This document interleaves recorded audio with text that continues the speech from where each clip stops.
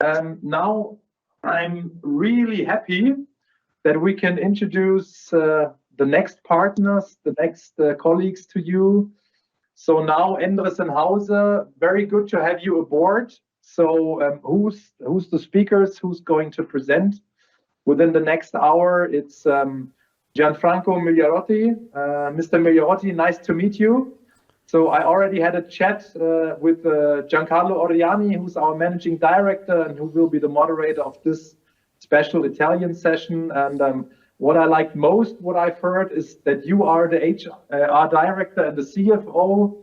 So they're the HR guy and the CFO in one person and taking care a lot for the lean journey. This is what I really liked a lot. So I'm very excited to know more from you, to know more about you, about your journey from Endress+Hauser. And now I hand over to my colleague Giancarlo and enjoy the next station here in Italy at Endress+Hauser. Thank you so much, Marcus. As Marcus said, my name is Giancarlo Oriani. I'm the CEO of STAUFEN.Italia. And I'm very happy to show you the Endress+Hauser business case today because I think it has really special features that can be useful and interesting for everybody. So the first question is why we have chosen Endress+Hauser among our example we have. Because they were at the beginning an healthy and successful company. Even if the good performance were sometimes fluctuating due to the environmental situation or also to internal issue, let's say, they were anyhow healthy and successful. But they were able to achieve outstanding results in time, in quality and efficiency, with good performance improvement along these three dimensions, even starting, as I told you, from a very good level with the implementation of the ShopFloor management and the lean leadership. Who were the key actors of this change or these experiences? First of all, Martin Benoliel, the former CEO, the manager who started it all years ago. And then Davide Zanotto, the current CEO, who kept the commitment on lean culture and extended the lean concept from the production, where we started, to the offices. And our friend Gianfranco Migliarotti, what I like to call the unusual chief financial officer, because he's really very oriented to the lean culture, is eager to implement it, and he is a lean thinker in his approach, and we know that is not so common for the financial officer to have this kind of attitude. He's also the AHR manager. Plus, I like to mention also our colleague Carlo Trivellato, StAUFEN.Italia consultant. I dare to say that he is really a guru or a great expert of ShopFloor management and lean leadership. And so I think he brought his experiences and his support to this project. Last but not least, of course, all the people who make it happen with their commitment, their efforts, all the people inside the company that contribute to this project that started some years ago. And I think I would like, let's say, to give you key messages that, in my opinion, are very important.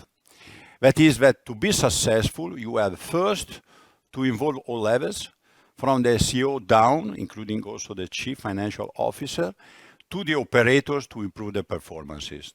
So throughout all the layers, not only throughout all the function, so push on the cross-functional collaboration to prevent or to reduce the silos, and finally, to make an extensive use of coaching and training, because we are not talking about change a machine or a line or a Kanban system, but we are talking about changing attitude and capabilities.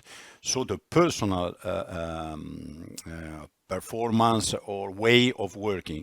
So it's very important coaching and training. So this is my short introduction. I try to explain why for me Endress+Hauser is a very interesting project. And now I think it's time to give room to Gianfranco Migliarotti, who will give you his vision of the transition in his company. I'm Gianfranco Migliarotti. I've been with Endress+Hauser for 25 years. Just this year is the 25th anniversary. And I've worked for 3 different companies within the Endress+Hauser group. In this one, I'm since 2005, so it's the longest one.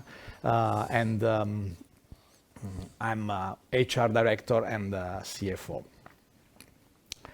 I would like now to give you some information about our experience. I hope this will be interesting for you, and I hope there will be also a lot of questions at the end of my presentation.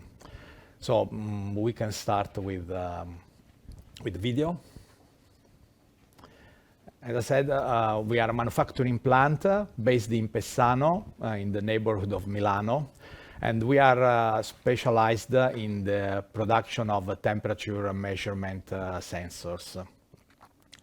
We are part of the Endress+Hauser group, that is a Swiss-based company, leader in process automation solutions.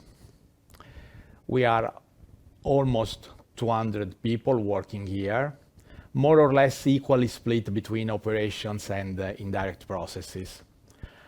Our processes are quite structured and complex, as you can see from this picture. In fact, even though the general perception of a thermometer is of a commodity product, there are many variables defining the structure of a temperature sensor and consequently its complexity. Therefore, we have many production lines according to the industries we serve. Manual activities are still relevant, and in most of the cases, they create high added value. We talk about high professional operators, the majority of them with many years of experience. Know-how is one of our main assets, and we strive to keep it distributed to the younger colleague and further develop it. And this is not easy in this specific moment where there are many different generations working together in the company. Key elements of our manufacturing value chain are for sure, even though not the only one, the welding and machining activities, where the requirements in terms of variability of components and processes is very high. Range of products is wide, mainly driven by industries. We have sensors varying from 15 centimeters to 40 meters length. A portion of our business, almost 30% of our volumes, is represented by special solution. With our products, as I said, we serve all kinds of industries, from food and pharma, where the level of cleanness and purity is very demanding, to oil and gas, where the requirements are completely different, and in many cases we have products long dozens of meters. Our delivery time is from 3 to 5 days for standard items and 20 days for special products. This is quite challenging considering that the whole value chain that is involved. In case of big projects, the target delivery time is within 12 weeks. This is what the strong competition on the market asks us.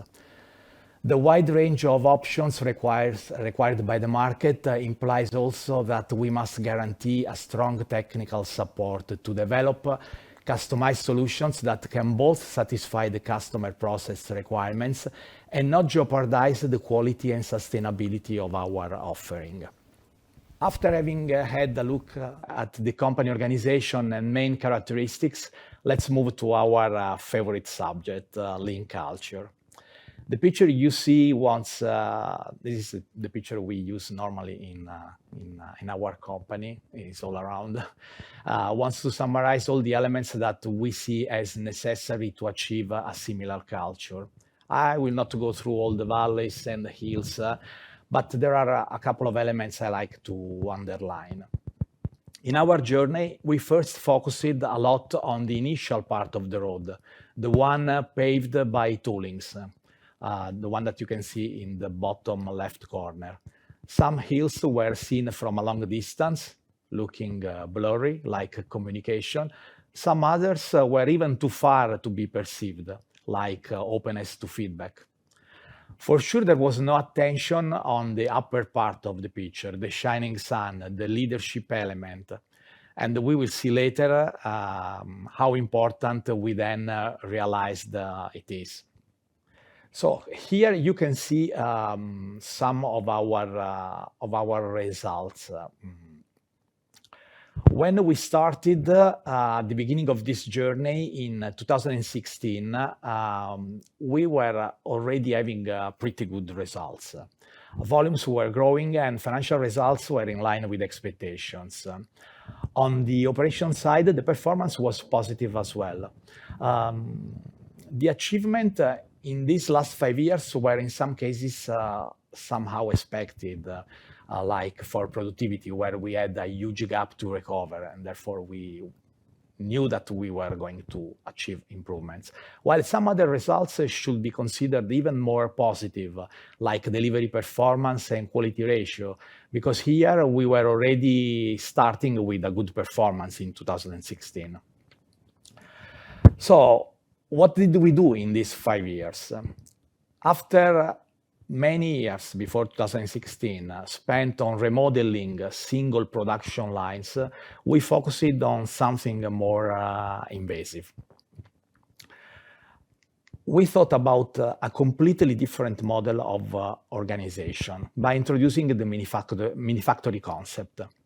We implemented it according to two main elements. One is the value streams, based on communalities, on products or on processes.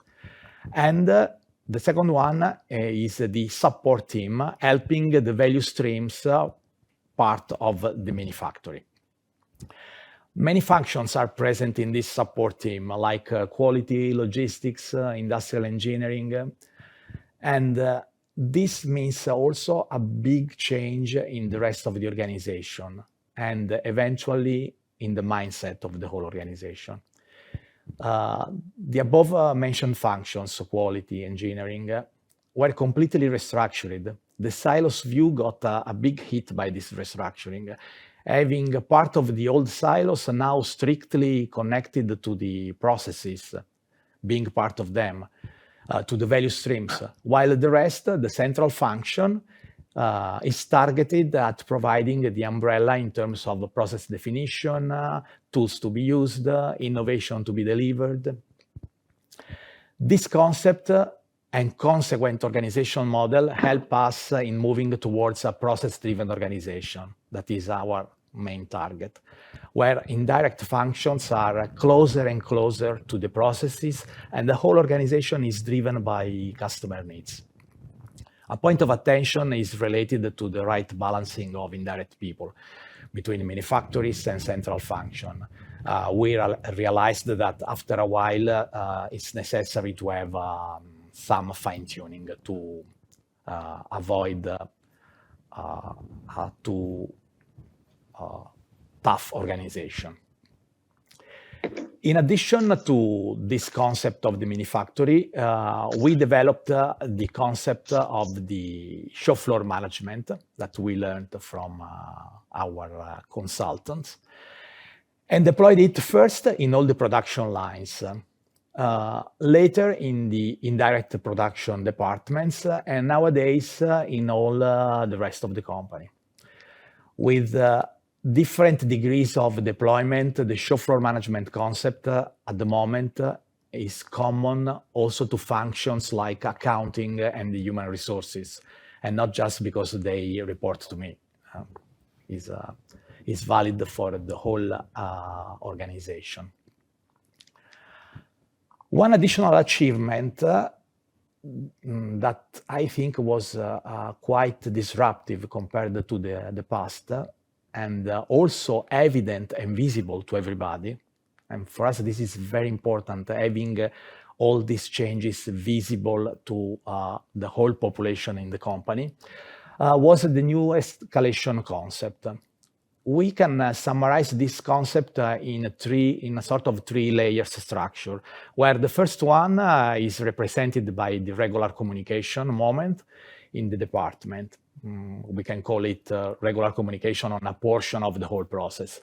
And normally this happens at the starting of the working day. Any kind of topic arising and not solved in these discussions is brought to the second layer, where the whole process view is represented with contributors from all the relevant functions that are participating, supporting and providing answers. This normally happens by lunchtime so that the solution can be quickly implemented and hopefully will not affect the delivery deadline we have. The third layer is involved whenever a decision on resources, on investments, on innovation, risk management is required. This structure does guarantee us that response time is much faster compared to the past, where everything was going up to the top and then falling down to the process. And here as well, the decision making is driven by a process view. And more we see the empowerment growing at any level of the organization. The way the escalation is defined naturally implies that first and second layer do have all the authority and empowerment to take a decision, with the third layer involved only if and when a mid-long-term impact decision is required. So let's see something about the shop floor management. This concept was carefully deployed, starting with the regular communication element. After that, we learned and implemented the process confirmation part, then problem solving, then the continuous improvement. The regular communication was our icebreaker concept, if I can use this wording. Focusing on the regular communication full effectiveness was a key target and a sort of precondition to be sure that the complete deployment of the shop floor management would have then worked as we were expecting. Here in this video, you can see some examples of regular communication with also different approaches. Some with paper and boards, some with big digital screens, like this one. Having these meetings every day for 15 minutes with a clear agenda and expected full participation by the colleagues was an evident signal of change. It was really a disruptive element. I have to say that the first reactions from most of the people at any level of the organization were like, losing 15 minutes of productivity to have a meeting every day? Is this really necessary? Are you crazy? And with this concept, we passed a clear message to the whole company. The message was that we were targeting structured and continuous communication, involving everybody.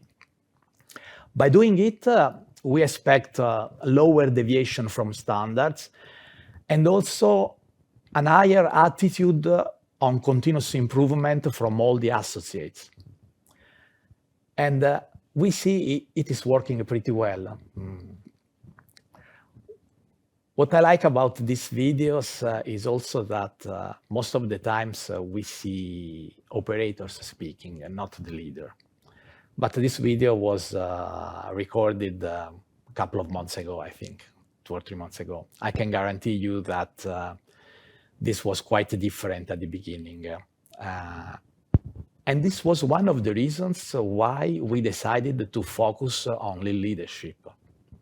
Today, we have the concept deployed also in the offices, in some cases by using digitalization opportunities to have people attending also from different locations in Italy and abroad. So is this enough? Is process efficiency all we target? The answer should be yes, but. For sure, shop floor management and mini-factory concept did change a lot the company organization and the way we were collaborating. After regular communication deployment, some other activities have become more familiar to everybody. Process confirmation first and problem solving as well. But in the meantime, some evidences were emerging.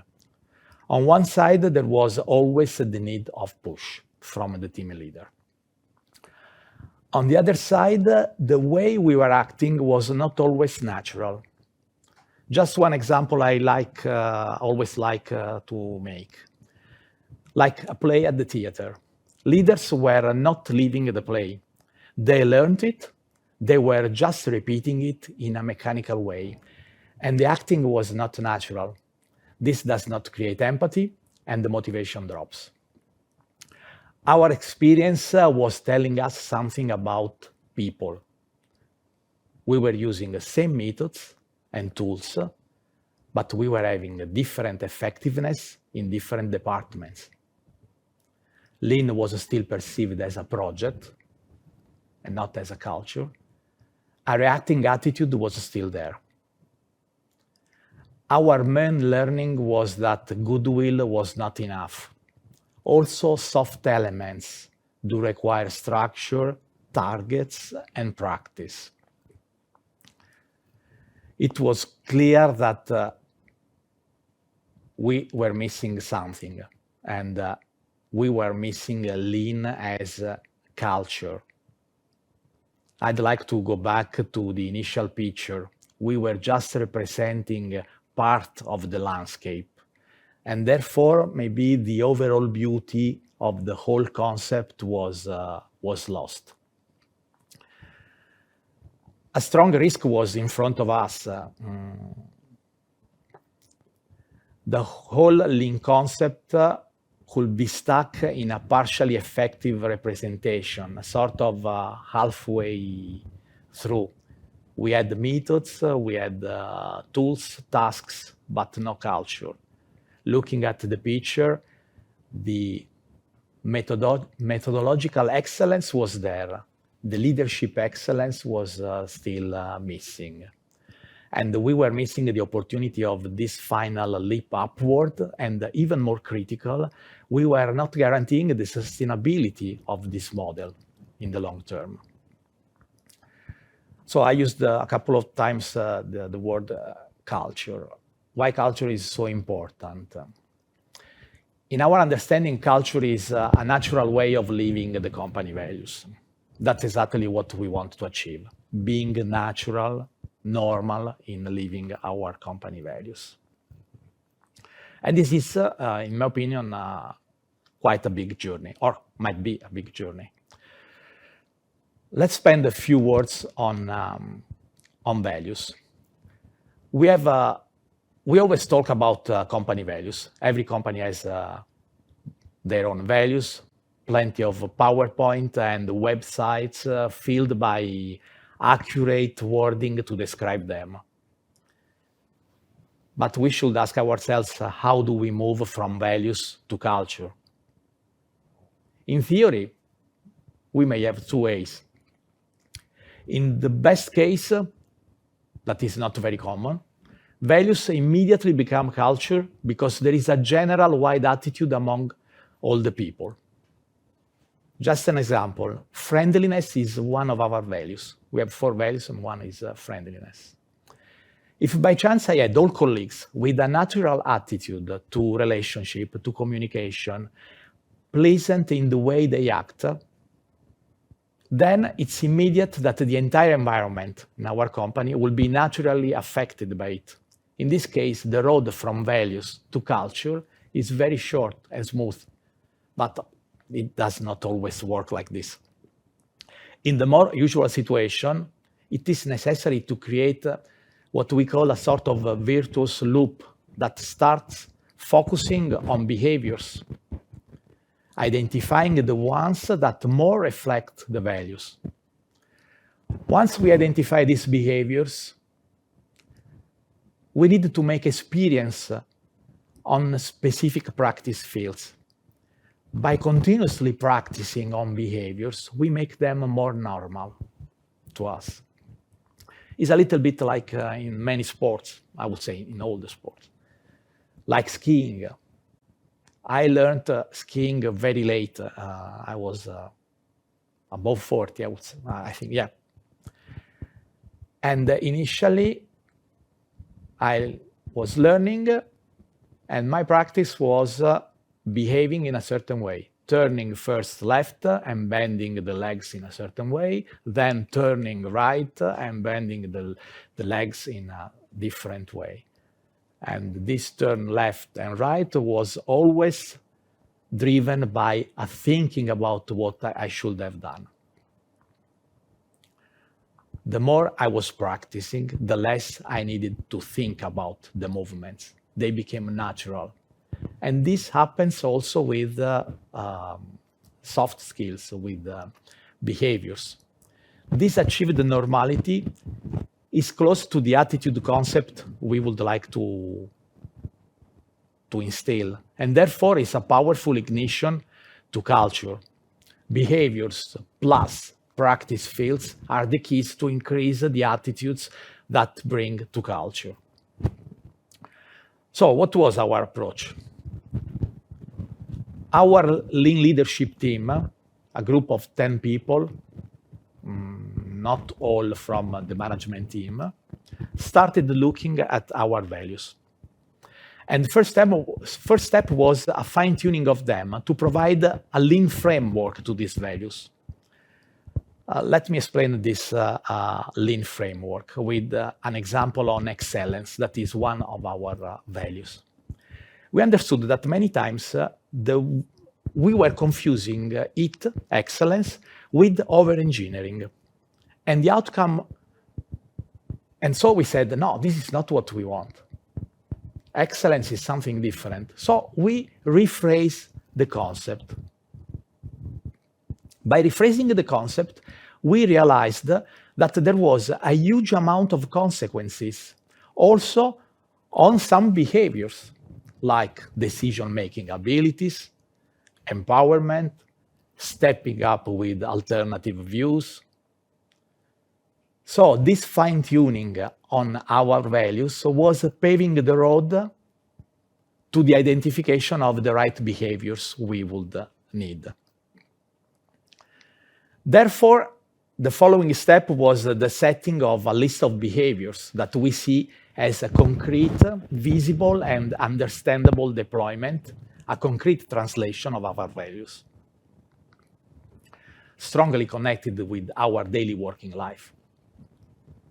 For example, we thought about active listening during the regular communication moments. That was something that we were missing and that was killing our regular communication moments. Or feedback at the end of a meeting. Maybe later, if we have a minute, I will tell you about the first time I asked for a feedback in a meeting. It was disruptive. At the beginning of the meeting, I asked if somebody would like to give me a feedback at the end of the meeting on how the meeting was managed. And many people were looking at me like if I was crazy. Why are you asking us feedback at the end of a meeting? Now it's quite normal. This is quite challenging exercise because forced us in being very specific, pragmatic, and also contextualize the overall meaning of generic concepts, the values, in something that could be easily seen and, why not, also evaluated by everybody, the behaviors. As matter of fact, we, as the leading team, first started by evaluating our performance on these behaviors. And it was not an easy exercise, but it gave us awareness, and that was great. Consequent step was the definition of some practice fields, to be sure that the training was on the right critical moment of the company life, and also that it was visible to as many people as possible in the company. Visibility communicates the change we expect and instill also a sort of contamination possible element. Then we established some routines to provide regularity and continuity on this practicing. We needed to identify moments of the daily activity where these behaviors, if properly deployed and lived, could be seen by everybody, like meetings. Our approach, in a nutshell, was based on 3 keys: behaviors, practice fields, routines. Consequently, it was easy to choose as training fields the activities related to shop floor management that was just implemented and to policy deployment. Something related to daily operations, shop floor management, and something else more focused on long-term view of the company, the policy deployment. Effective and reliable behaviors reinforce the power of shop floor management model and ensure also the stability and sustainability. We move from that mechanical acting to a natural acting that is much more attractive to the people that are attending to that moment. Now, all the colleagues, for example, talking about regular communication, they know that regular communication has to be driven by active listening and making questions instead of only providing answers, as it was in the past. Or they know that it's important to use the hat of moderator instead of the one of supervisor, as they were used in the past. Some still need to think about it. Some others already do it in a very normal way. And also on the policy deployment side, we see a leap forward compared to a few years ago. Projects are immediately shared with the involvement and the discussion at any level of the organization, and people are asked for feedback. In the past, it was just a deployment from the top management to the rest of the organization without any possibility of interacting by the rest of the organization. The behavior from top management, different from the past, is providing involvement, is supporting empowerment, and is also helping on right planning from the associates. As a result of it, we already see some improvements. A workforce balance is taken more into serious consideration, and we are trying to better balance the projects with the operating activities. The collaboration of the associates is enlarging by number and increasing by commitment. Obviously, this provides us also higher guarantees that these projects that are strategic for us will be properly followed during the year. And this is just because everybody feels part of the plan since the beginning. Last but very important and key for the effectiveness of the virtuous loop, the lean leadership team, these 10 people, agreed on having, and still has, some regular coaching feedback moments in which everybody could share on results, experience the weaknesses, best practices, and get support from the coach or from the team. We stress the behavior topic to avoid that we go back to methods, tools, tasks, and mechanically interpreted. So for us, these discussions, these coaching activities are mainly focusing on behaviors. The more this virtuous loop from values to behavior to culture is ignited and smooth, the faster we move from thinking about the right behavior to normally behaving. And this means culture. Some keywords from our experience as of now.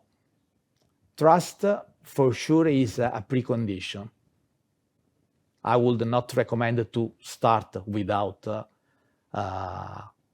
if there is a lack of trust, especially in the leading team. We need a full commitment and a belief in the final target. It's a sort of having faith in this project. Sometimes we have moments in which part of the team is missing faith. And this opens up discussions about what we are failing, where we are failing as a team and not as a single. Another point is related to active listening and feedback as the main missing behaviors. This is evident at every level of the organization. Empowerment has to be rewarded and explained much better than in the past. It means giving responsibilities and not passing tasks. And this is something that is not so easy to change in the mindset of both parties, who is empowered and who is going to empower. And clarity of targets and priorities to be stressed and defined at every occasion. One thing I like to repeat more and more, risking also to be a bit boring. This journey has no shortcuts. There are no shortcuts from values to culture. It takes time. It has hiccups, moments you are up and feel close to the target, moments you drop down unexpectedly and you feel like it's a failure. But no rush. Learn from mistakes and fix them. Cultural path is not like producing a new thermometer. Scraps are not allowed here.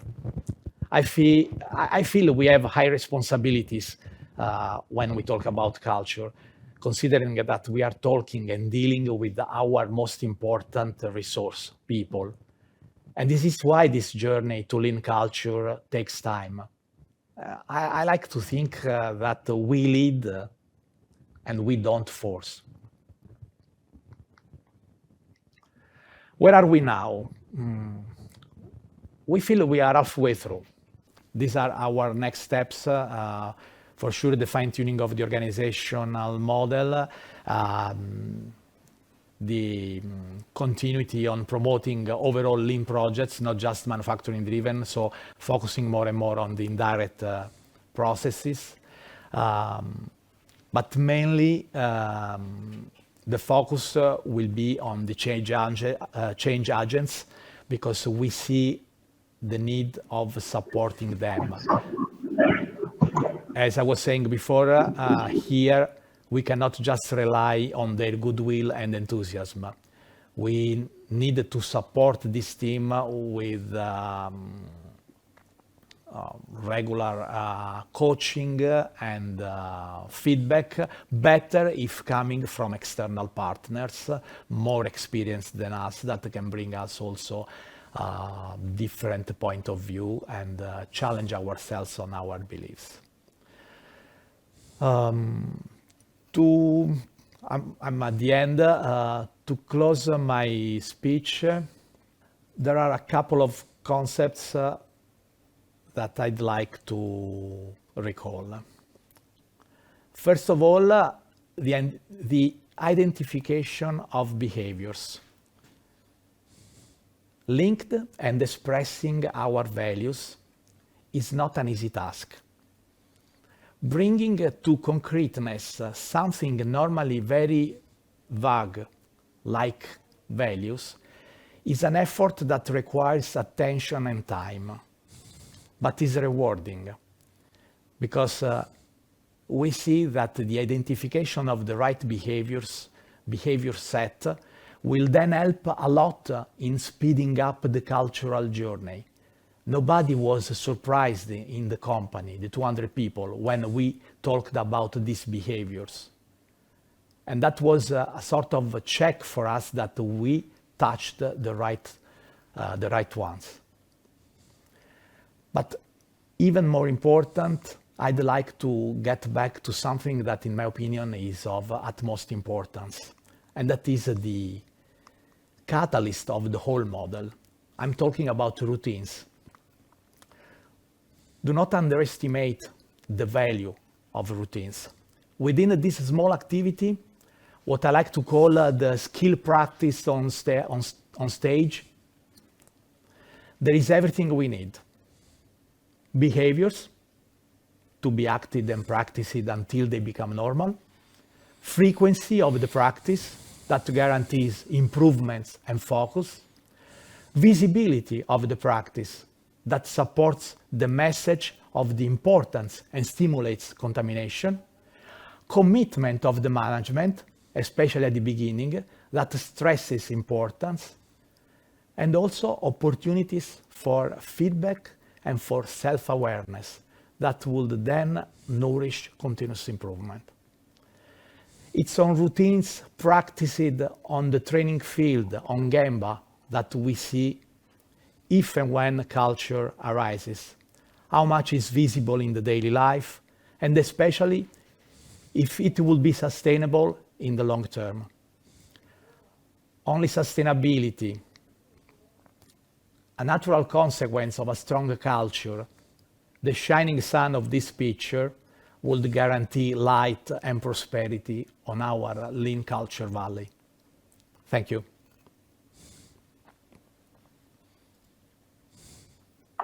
Thank you very much, Mr. Migliarotti, for this very open and honest speech.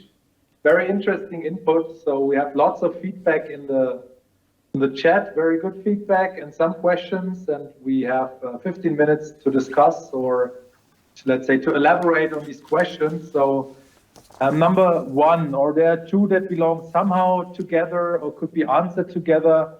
The question is, how long did it take to roll out shop floor management across the whole factory, in combination with how long this journey really took to improve the shop floor management communication as it is now? So how long did it take you?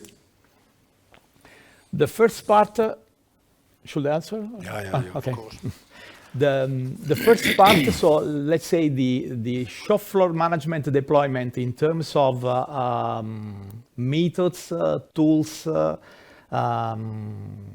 tasks, was deployed in 1 year. It was quite intense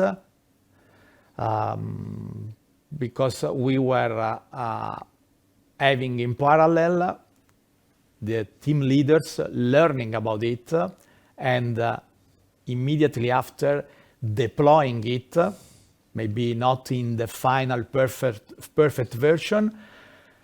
And what we really liked was that this first deployment was having as a third part, so there was training, physical deployment, and follow-up. And the follow-up part was very important because the colleagues were getting a feedback from other colleagues and from the senior consultant from STAUFEN that was supporting us. This feedback part was critical to define what we were missing. That was critical to understand that we were not acting in a very natural way. So I would say the whole project was 1 year. Very intense, but I think that it was good to have it very intense because there was a lot of pressure, and let me use this term, the propaganda, the marketing of this project was not based on PowerPoint presentation, but was based on people seeing that something was changing quite abruptly in the company. In a short term, big changes, new ways of communicating, new tables were putting some information. That was a strong message to everybody, more than the nicest PowerPoint presentation. Honestly speaking, that was the easiest part, because on the second part, the one related to behaviors, we are still working, and it will be, as I stated a few times in the presentation, it will be a long term. I think I cannot even call it a project. It's something that we will continuously check, at least for the next 3 years. The project specific part, so how to set up the whole project, was done in 9 months, like a baby. It took 9 months to, but as with babies, it's not when they're born, it's just the starting. Then you have to feed them up till they are able to walk by themselves, eat by themselves. We were good in having a nice baby out of these 9 months, but now we have to be very careful on the education. And so being very strict on our values to pass to this baby. And this is the longest part. But I'm not scared because this is part of my daily work, thinking about people and knowing that change is a value only if it is sustainable. Otherwise, it's just a portion of a hiccup. You go up and then in a while you go down. Okay, thank you very much. Also to you, Katja, and to you, Graham, greetings go to Düsseldorf in UK. Thank you for your question.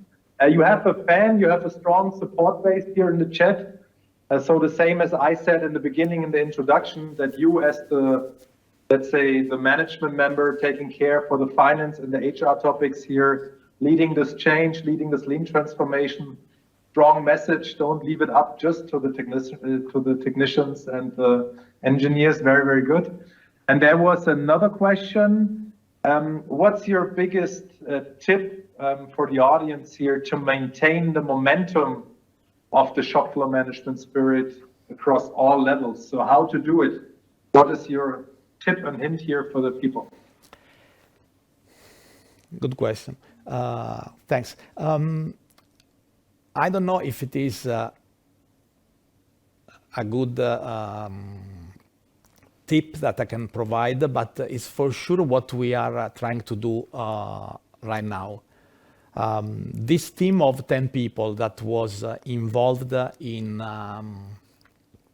the deployment of this lean leadership concept, so the second phase, now is working on keeping the attention high on some activities related to shop floor management.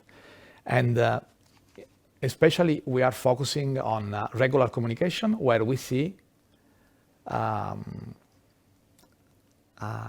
reduction of the effectiveness of the regular communication. In some cases, we are experiencing that we are going back to old habits.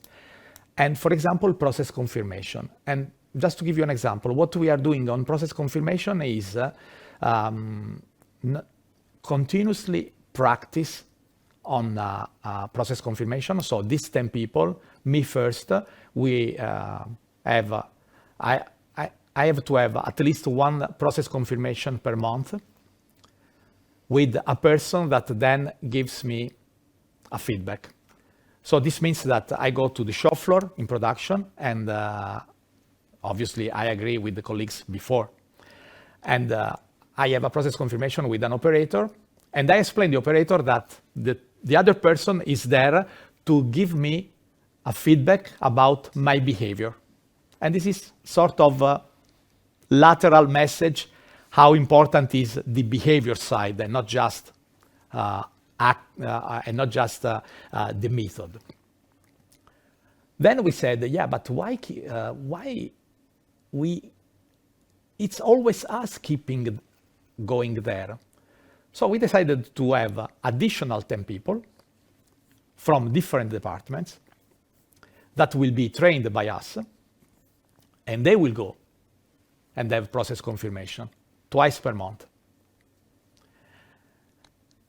And now, in the whole organization, people are used to see 20 people, not 10, with different levels, not just the CFO or the general manager, but any colleague going there and either making the process confirmation or providing feedback to one of the 10 leadership team members.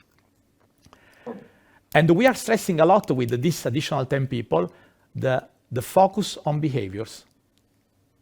So our feedback, we don't care about the methodology. We just give them feedbacks on behaviors. And it's amazing how difficult it is to convince these people in forgetting the methodology and being careful about the behavior. Just one example. I keep telling them, please, at the end of the process confirmation, say thank you to the person and ask the person how he felt during the process confirmation. We keep forgetting it. We make all the right questions, but we forget to ask a feedback. And this makes me so sad, because it will be an evidence of our attention towards the other person, and also establishes the right level of communication. It's not an audit. It's myself trying to help you. Is it working? Yes or no? You need to tell me, not myself by myself. So here we are struggling a lot, but this is evident now because everybody sees this. And the other example I can give you is that I have some colleagues, very good. We have regular meetings every month. We have a meeting on delivery performance, on margin, on profitability, on efficiency, or regular meetings. Some of my colleagues, at the end of the meeting, they have a couple of slides where they take 2 or 3 best or worst practices that we had during the month. So a bad delivery or a very good support to a customer. And they stress which behaviors were missing or were properly done. And they ask for feedback on this. So also in these technical meetings, they try to close the meeting by stressing the point, let's think about which behaviors we used to achieve, or maybe we didn't use enough, and so we failed. And I think that this is very effective. Thank you, Mr. Migliarotti. I'd like to strengthen what you said about process confirmation, because there is a huge misunderstanding out there. Shop floor management is not regular communication, right? So the power lies also in the other tasks, and process confirmation is a wonderful possibility for problem solving initiation, for initiation of continuous improvement, for showing respect and the right attitude, right? Because it's not this audit stuff, it's how can I help you, what's going on, and so on. And this is what creates a lean and learning environment if you have the right mindset in this leadership task. And thank you very much. We have some... Just one topic, and I like your comment. And in fact, we started with regular communication and process confirmation because we cannot expect big results on problem solving and continuous improvement if we do not approach regular communication and problem solving in the right way. If we approach this as a one-to-many or as an audit, we will never instill this continuous improvement attitude. Yeah. Well, a good shop floor management cascade and regular communication shows you where you are, but you do not improve nothing at all, right? So you have to do then all the improvement stuff and so on. Thank you very much. There are some more questions. We have 2 minutes left, maybe 2 short questions and 2 short answers. There's one question on recognition or a reward strategy. So how about your lean, your idea stuff, continuous improvement suggestions from the staff? Do you pay anything for that, or do you celebrate parties, or is that just part of the game that you do on a daily basis? Now, we have a sort of internal league. So the company is split in 20 teams, and there is a tournament that is like a football tournament, so all over the year. And every quarter we have some prizes that are based on the ideas that we most liked, while on a monthly basis we give a prize to the team that had more ideas implemented. So it's two-ways concept. On one side, we like to give a small rewarding, but then there is the cap at the end of the year. There is recognition at every company meeting, and people like it. The list of the teams and is visible everywhere in the company. So this is for sure helping a lot. We don't like to give big prizes because that will be misleading. Then I will not be sure about culture or other, but it's working. To have this competition internally, it's working. We doubled the average of ideas. In 2021, we doubled compared to 2019. In 2 years, twice as much ideas. Thank you very much. Perfectly agree. So the mix of competition and fun is much better than paying some bonuses for ideas. I have seen no company, not a single one, where idea management worked out with paying some bonuses and so on. Lots of trouble, lots of struggling. A last question, very quick one. Congrats, Gianfranco, all team. What was your main challenge to implement it, and how to sustain all improvements implemented without any return in the process? Somehow you mentioned the process confirmation. Do you like to add something more? I missed the challenge to implement. I missed the first part of the question, sorry. What was your main challenge to implement Lean, and how to sustain the improvements, how to keep the journey going? And you said a quick answer. Oh, sorry. Then I ask another one. No. This is good, but wow. 1 minute. 1 minute. 1 minute. In 1 minute, the only way is commitment from the management, for sure, visibility of the actions, and bringing everything back to behaviors. Forget culture and values. This is something for HR. Talk about behaviors, because this is something that we all understand and we all live, and can also provide feedback. And the sum of all the behaviors is then culture. So don't try to change the culture, change your behavior together, and then you change your culture. Right. Thank you very much. It was really a pleasure. So the passion, the joy was really a highlight. Regards to Italy.